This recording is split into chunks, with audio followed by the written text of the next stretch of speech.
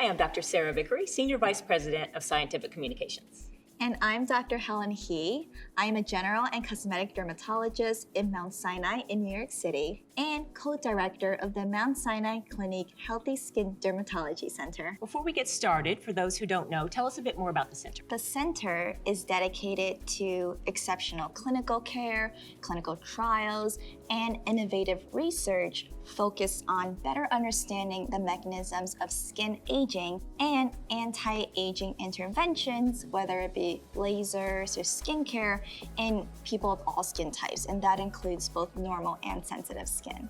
So we're here for a fireside chat about sensitive skin, so it's great that we have the expert. Dr. He, everyone feels like they have sensitive skin these days. So what is it really?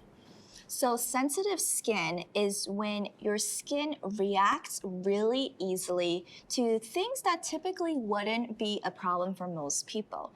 That can include weather changes, stress, certain skincare products, and it can present in different ways too. So sensitive skin can present with redness, itching, burning, tingling, and sometimes you'll feel these symptoms on your skin even though there's nothing visible on the surface of the skin. So it's not just what we see, it's also what we feel. What about skin tones, though? How does it manifest on different skin tones? That's actually a really excellent point. Sensitive skin can present differently in people with different skin tones. An example of this is redness is often more obvious in those with lighter skin types. But for those with deeper skin tones, it's more common to present with dryness or irritation that can subsequently heal with hyperpigmentation. Because the signs of skin sensitivity are often more subtle in melanin-rich skin, in these individuals, sensitive skin is often under-recognized or underdiagnosed. So then how do I know how sensitive I really am? Is there some sort of scale?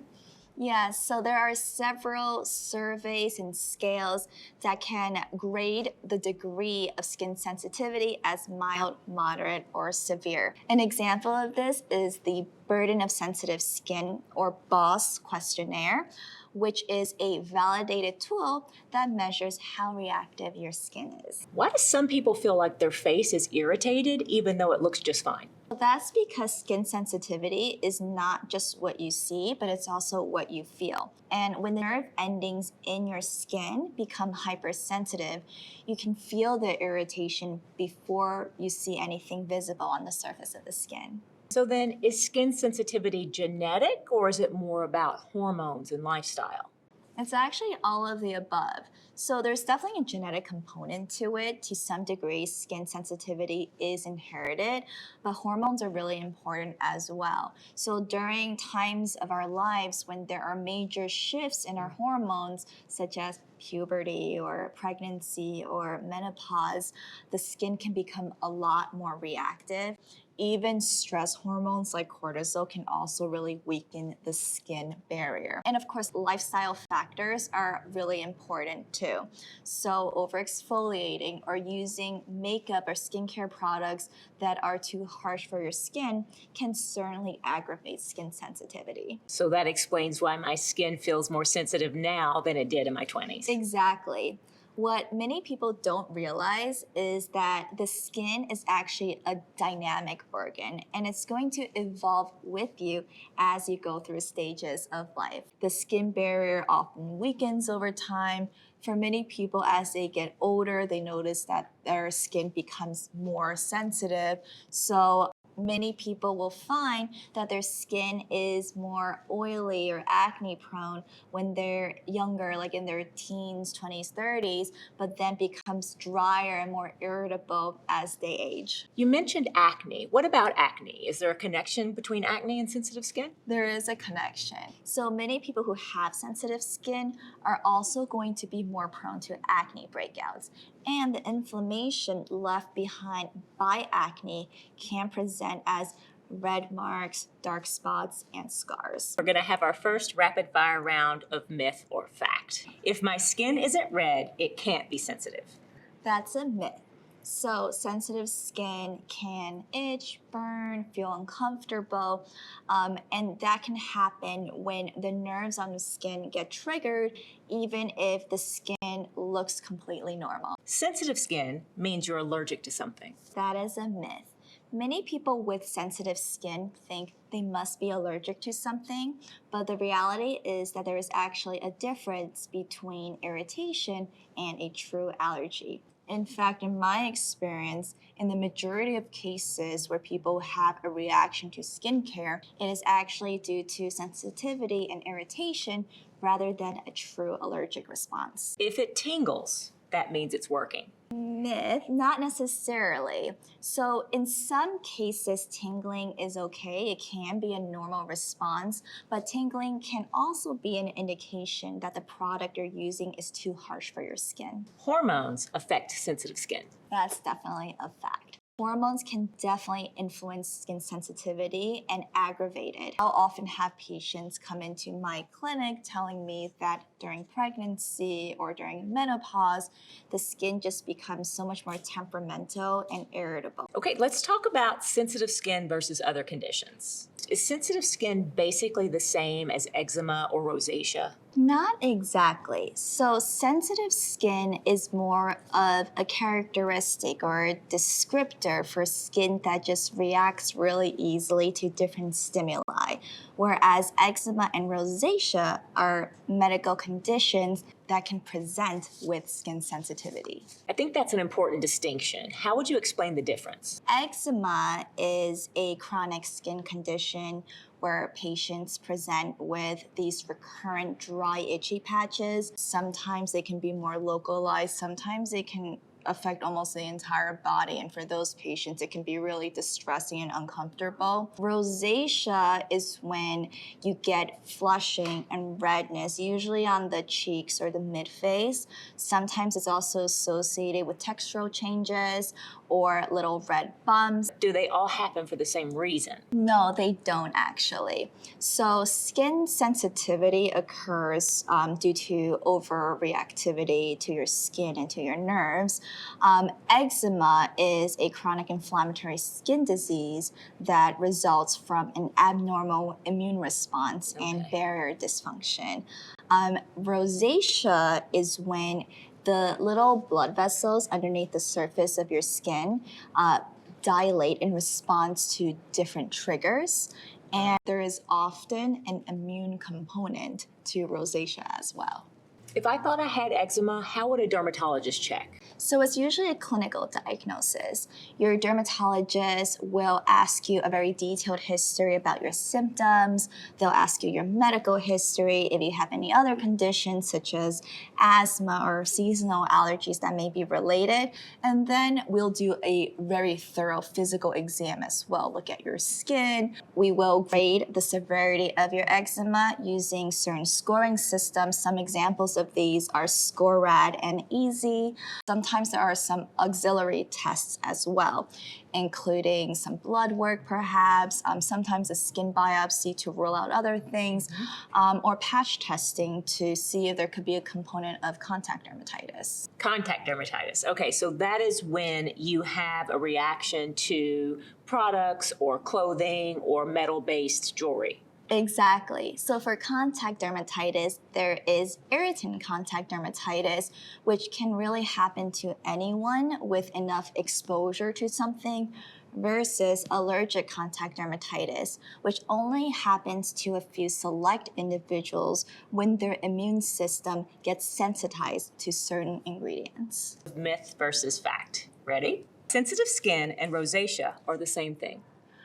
That's a myth. Sensitive skin is a descriptor or characteristic for skin that reacts easily to different triggers, while rosacea is a medical condition. Eczema is not just a childhood condition. That's a fact. Although eczema often starts in childhood, not everyone grows out of it, and you can have eczema as an adult as well. There is even such thing as adult onset eczema, where people don't have eczema as a child but have it as an adult, often as the skin barrier weakens. If you have sensitive skin, you will get eczema or rosacea. Not necessarily, so I will call that a myth. Just because you have sensitive skin doesn't necessarily mean you will get eczema or rosacea, but conversely, almost everyone with eczema or rosacea also have sensitive skin. So now let's talk about triggers and treatments. And what everyone wants to know is, how do I take care of my sensitive skin? Well, the first thing is you don't want to ignore it. Chronic inflammation, as it builds up in our skin, can actually lead to signs of faster skin aging. So that includes things like fine lines, wrinkles, dark spots, and more severe and frequent flare-ups. Did I just hear you say that ignoring sensitive skin will actually make you age faster? That's actually kind of true. Recurrent episodes of irritation can break down our skin barrier and cause inflammation to build up in our skin.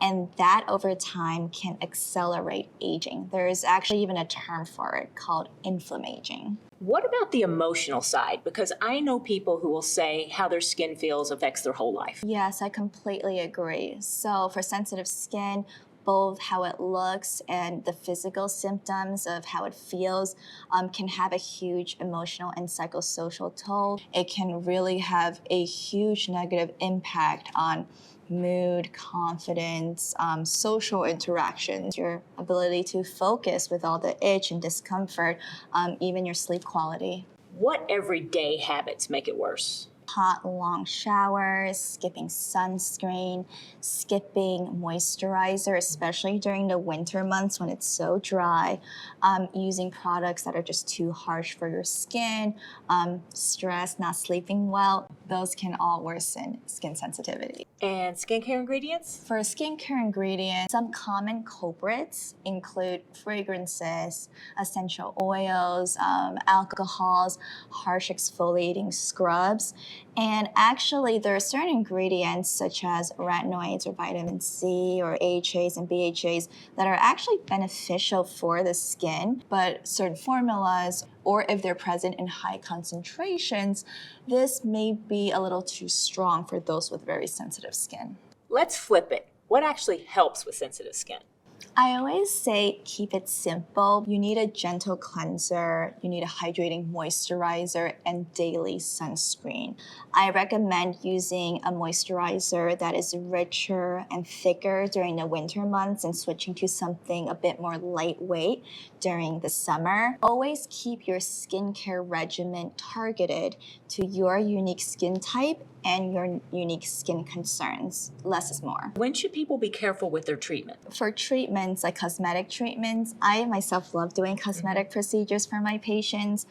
But if your skin barrier is compromised, you might want to wait to do, say, an aggressive laser or an aggressive peel until your skin is more stable, or opt for a more gentle option. Just always make sure you're discussing it thoroughly with your dermatologist so that you can work together and come up with a treatment plan that is both safe and effective for you. What about rosacea triggers? So heat, sun exposure, certain foods, caffeine, alcohol, spicy foods, stress, those are some common ones, but everybody's triggers are a little bit different. I see DIY hacks online all the time. Toothpaste for pimples, lemon juice for brightening. What do you think about these? Ooh, that's gonna be a hard no from me, actually. Those can be some of the worst because they can be extremely harsh and irritating on your skin. They can really damage your skin barrier and worsen sensitive skin. Then natural isn't always better for sensitive skin.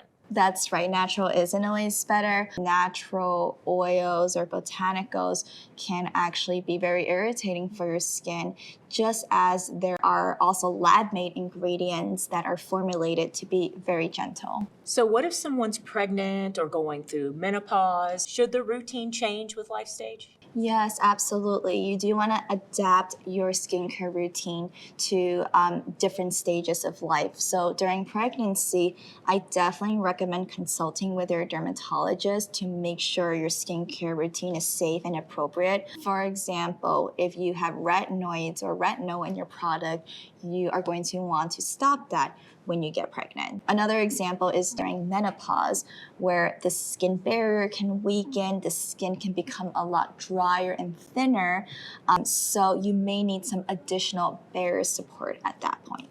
If you could only recommend 3 steps for sensitive skin, what would they be? A gentle cleanser, a hydrating and calming moisturizer, and daily sunscreen. That is your foundation. And your ultimate sensitive skin survival tip? Keep it simple, consistent, and targeted. Don't overload your skin. Okay, final round of myth versus fact. Sunscreen is too harsh for sensitive skin. That is a myth. Sun protection is actually even more critical for those with sensitive skin. You just have to find the right formula for you. Stress has a lot to do with sensitive skin. That is a fact. Stress can definitely weaken the skin barrier and exacerbate skin sensitivity. Pregnancy changes how your skin reacts. That's also a fact. So during pregnancy, there's just so many shifts in your hormone. There's so many changes in your body. So the skin often becomes more irritable, drier. You should definitely consult with your dermatologist to see if you should make any updates to your current skincare routine. The bottom line, sensitive skin isn't just one thing. It's genetic, hormonal, lifestyle, and it changes over time. But with the right care, we can help make skin calm and strong. So thanks to Dr. He for clearing things up. Thank you so much for having me today. Stay tuned for more from the Mount Sinai Clinique Healthy Skin Dermatology Center.